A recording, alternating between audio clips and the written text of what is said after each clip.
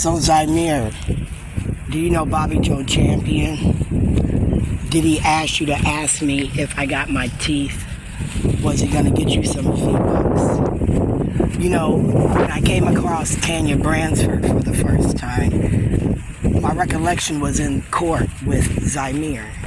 And as I'm asking Tanya to do a DNA test for me, because my suspicion was that Bobby was one of the social workers at Tressie Armstrong's house when Shayla first started fucking around with Traquan, and Tressie lived over there by that Cubs off Highway 100 on the Robbinsdale border. Shayla said that a social worker and a lawyer showed up one time when she was there, sleeping over there at Tressie's house with Traquan, and she had to talk to the social worker and the attorney.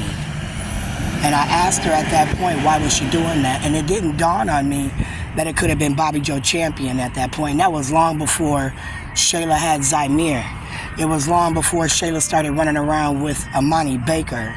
It was long before, any of my anxiety attacks got to the point where I accused Bobby Joe Champion through Minnesota Department of Health of killing Shayla for that, $2.2 million deal where I said Michael Favors was principal, Kim Ellison was on school board of number 1, Michael Favors was principal of 281, and I said that Michael Favors approached Michael Cooper Sr., and through that Exodus incident where Michael was leaving Harrison and he was going to Cooper, and as he was sitting at the lunch table talking to Brandon, some dude walked up to him and told him to get up out the seat, that he needed to move right now. And Michael said he called me. He didn't say he called me, he called me. And as me and my son were sitting on the phone and we're talking about the young man that's standing there disrespecting him, and he's saying, Ma, I just got to Cooper. I don't want to be kicked out, but this nigga's testing me, and I'm about to kick his ass if he don't leave me alone. His name was Exodus. I thought he lived at Linda Baker's house, right? And I said, Michael, you just got to Cooper, bruh. You don't want to go back to Harrison. If you need to whoop his ass, but I need you to make a clear, sound, sane decision in this moment, son. This is one of these growing up moments where is it worth it? I was so proud of that boy. He didn't get up out that seat. That boy left him alone, and he didn't go back to Harrison, right, Michael Favors? Michael Cooper Sr., but Michael Cooper Sr. was in the background, him and Larice screaming, fight, fight. Shayla's sitting there at the computer, right? And Shayla's just looking at me all dumbfounded. Larice is standing there telling them to fight. Michael Cooper Sr. is standing there on the phone because he's on speakerphone, right? Shayla's graduated. Shayla's done with Cooper. So as I thought that they were conspiring, Tressie, Shayla, Bobby Joe Champion, I thought they were abusing my daughter, right? From age of 18, when her Social Security hit her pocket, right? Michelle Bethke Kelleher, and then when that money from that Social Security deal me and Michelle Bethke Kelleher did hit Shayla's pocket, Shayla got buck wild at 18, and she was coming and going as she pleased at that point. She was running around with what I considered to be a runaway. I didn't care if she was family or not. My daughter was 18. The young woman was being accused of not going home. She was under 18, 16, 17 at best. Her mama called her a runaway, said she was going to send her to my house, and I wanted my 18-year-old daughter to quit running around with her. Why? Because in my legal mind, you're aiding and abetting a runaway. You can get caught up and go to jail. That's what I told her. She said, that's my cousin. I said, you're not her mother. So, as Bobby wants my grandson now to say, well, do you got teeth? Right? And he took, like I said, my education credits. I said, Bobby's the one that's been going around buying up all my bills. Bobby's the one that's been going around, assigning debt that's outdated.